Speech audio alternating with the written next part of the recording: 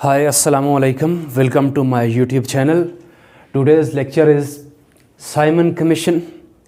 आज Simon commission पर बात करूंगा, उसके बाद नेहरू रिपोर्ट पर, कायद-ए-आज़म मोहम्मद अली जिन्ना के 14 नुकात पर, फिर इसका सम अप करेंगे कि कैसे फिर गवर्नमेंट ऑफ इंडिया एक्ट 1935 बना और इस दौरान हिंदुस्तान के अंदर जो आइनी इस्लाहात थी उस पर कैसे ब्रिटिश सरकार ने काम किया। तो सबसे पहले है Simon commission. Simon Commission, British government established Simon Commission in November 1927। नवंबर 1927 को ब्रिटिश सरकार ने ये फ़ैसला किया कि वो हिंदुस्तान में एक कमीशन भेजेंगे। तो ब्रिटिश कंजर्वेटिव गवर्नमेंट उस वक्त थी, स्टैनले बॉल्डविन उस वक्त लीड कर रहे थे, उन्होंने ये कमीशन भेजा था। ये 7 अरकान पर मुश्तमिल एक कमीशन था। इसके चेयरमैन थे सर जॉन साइमन, उन्हीं के नाम पर इस कमीशन का नाम रखा गया था। इसको बनाया गया था 1927 नवंबर में। साइमन कमीशन के ऑब्जेक्टिव को समझने से पहले इसका बैकग्राउंड जानना ज़रूरी है कि उस वक्त हिंदुस्तान की क्या सूरत हाल थी और ब्रिटिश सरकार को क्या ज़रूरत थी कि उन्होंने ये कमीशन हिंदुस्तान भेजा। तो बैकग्राउंड में क्या है, किम्सफोर्ड रिफॉर्म्स 1919 को गवर्नमेंट ऑफ इंडिया एक्ट 1919 या किम्सफोर्ड रिफॉर्म्स 1919 जिसको कहा जाता है, ये आइन बनाया गया था। इस आइन में ये तय किया गया था कि commission would be sent to India after 10 year, यानी 1919 से 10 साल आगे 1929 तक ये कहा गया था कि 10 साल बाद एक कमीशन बनाया जाएगा।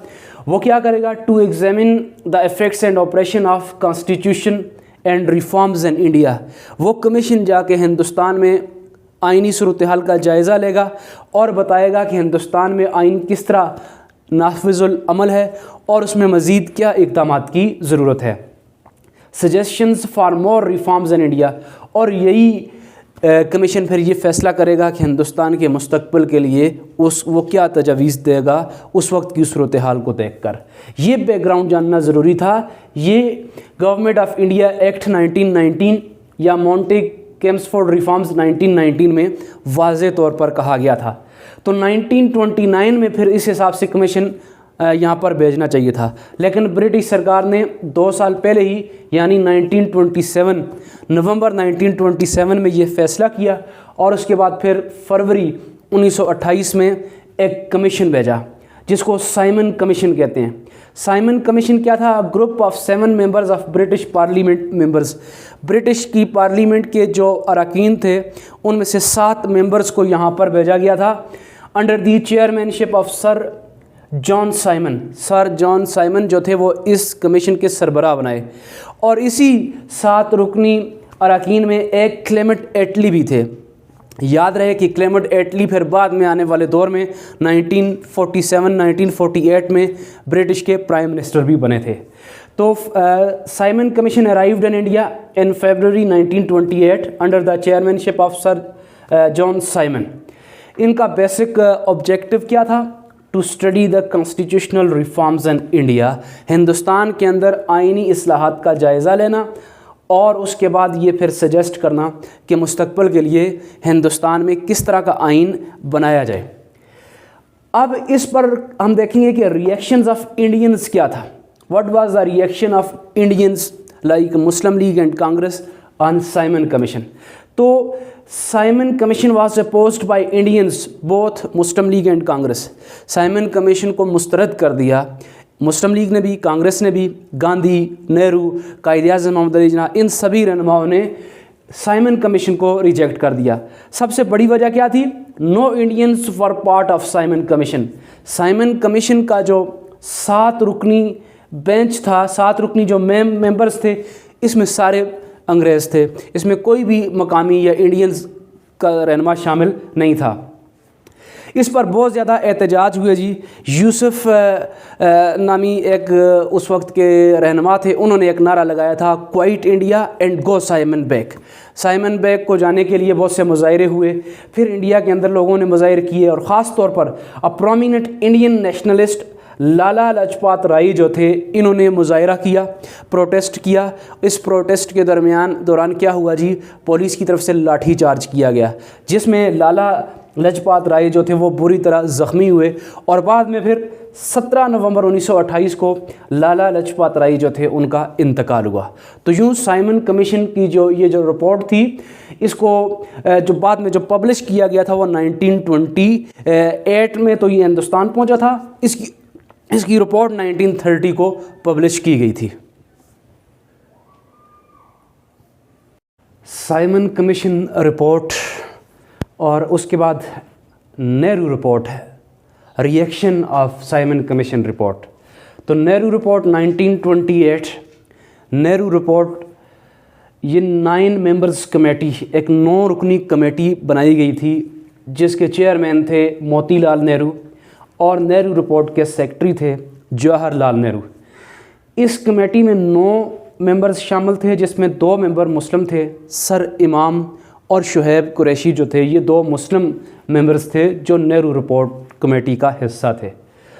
ये लखनऊ सेशन मुनक्कद हुआ इंडियन नेशनल कांग्रेस का 1928 में और इस लखनऊ सेशन में नेहरू ने अपनी जो रिपोर्ट पेश की तारीख़ के औराक में, ये नेहरू रिपोर्ट के नाम से जानी जाती है।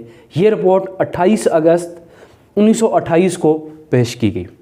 नेहरू रिपोर्ट क्या थी, इसमें नेहरू ने क्या पॉइंट्स पेश किए थे?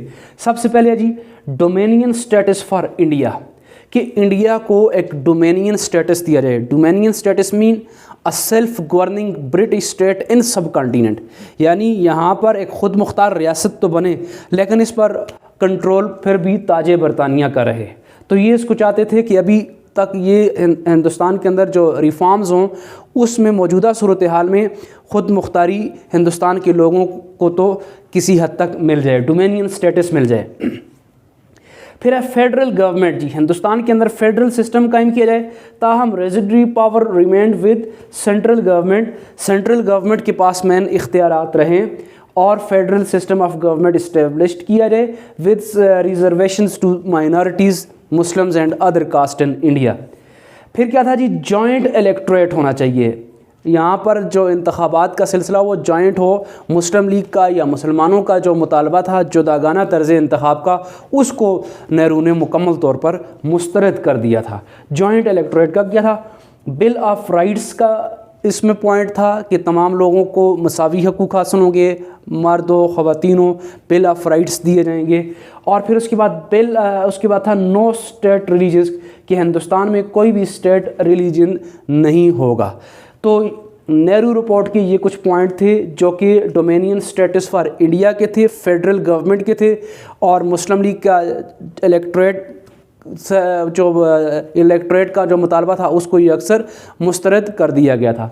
तो नेहरू रिपोर्ट के रिस्पांस में फिर कायद-ए-आज़म मोहम्मद अली जिन्ना ने अपने मशहूर 14 नुकात जो थे वो पेश किए। अब बात करता हूँ 14 पॉइंट्स ऑफ मोहम्मद अली जिन्ना। बहुत ही तारीख़ी ये नुकात हैं कायद-ए-आज़म मोहम्मद अली जिन्ना के। इसके बैकग्राउंड में ऑलरेडी हम अभी तक साइमन कमीशन, फिर उसके बाद नेहरू रिपोर्ट, अब उनका रिस्पांस कायद-ए-आज़म मोहम्मद अली जिन्ना ने कैसे दिया। मुस्लिम लीग का इजलास मुनक्कद हुआ दिल्ली में, वहाँ पर 29 मार्च 1929 को कायद-ए-आज़म मोहम्मद अली जिन्ना ने अपने मशहूर ज़माना 14 नुकात पेश किए। ये क्या नुकात थे? फेडरल सिस्टम ऑफ गवर्नमेंट, कि हिंदुस्तान में मुसलमानों के लिए और पूरे हिंदुस्तानियों के लिए एक फेडरल सिस्टम ऑफ गवर्नमेंट हो, लेकिन इसके अंदर जो रेजिडरी पावर है वो बिलोंग टू प्रोविंसेस हो। नेहरू रिपोर्ट के मुताबिक फेडरल सिस्टम ऑफ गवर्नमेंट था लेकिन वो डोमेनियन स्टेटस चाहते थे, तमाम इख्तियारात जो थे वो मरकज़ के पास रखना चाहते थे। लेकिन federal system of government, residuary powers belong to provinces, कायद-ए-आज़म मोहम्मद अली जिन्ना के इन नुकात के मुताबिक प्रोविंशियल एटोनमी दी जाए, सूबों को ख़ुद मुख्तारी दी जाए, रिप्रेजेंटेशन ऑफ माइनॉरिटीज़, हिंदुस्तान के अंदर जितनी भी अक़लियतें हैं, मुसलमान हैं और दूसरी जो छोटी अक़लियतें हैं, उनकी रिप्रेजेंटेशन सूबाई और मरकज़ी असम्बली में यकीनी बनाई जाए। एटलीस्ट 1/3 उनकी रुकनीत होनी चाहिए। नंबर ऑफ़ मुस्लिम रिप्रेजेंटेशन जी, मुसलमानों की नुमाइंदगी भी 1/3 हिस्सा, 1/3 होना चाहिए। फिर सबसे अहम जो पॉइंट था वो था सेपरेट इलेक्टोरेट, जुदागाना तर्ज़ इंतखाब हो। यही वह मुतालबा था जो 14 नुकात में वाज़े तौर पर पेश किया गया था। मुस्लिम मेजॉरिटी प्रोविंसेस जो हैं उनको उनकी प्रोटेक्शन रखी जाए, जैसे पंजाब, बंगाल था, सिंध था, NWFP था। फिर रिलीजियस लिबर्टी थी कि हिंदुस्तान के अंदर जितने भी कास्ट हैं, मुस्लिम्स हैं, और उनको मुकम्मल तौर पर मजहबी आज़ादी दी जाए। 3/4 रिप्रेजेंटेशन, 1/3 नुमाइंदगी होनी चाहिए हिंदुस्तान के अंदर। कोई भी जब कानून पास हो तो उसकी 1/3 उसमें अप्रूवल तमाम उसमें शामिल इकाइयों की, नुमाइंदों की और कौमों की होनी चाहिए। फिर उसके बाद separation of Sindh from Bombay से सिंध को अलग किया जाने का मुतालबा था। फिर introduction of reforms in NWFP and Balochistan और शुमाल मगरबी सरहदी सूबा जो अब हमारा खैबर पख्तूनख्वा है, वहाँ पर इस्लाहात नाफिज करने की बात की थी। शेयर्स एंड गवर्नमेंट सर्विसेज, जितनी भी सरकारी जॉब्स होंगी, नौकरियाँ होंगी, वहाँ पर एक ख़ास शेयर जो है वो मुसलमानों को दिया जाएगा।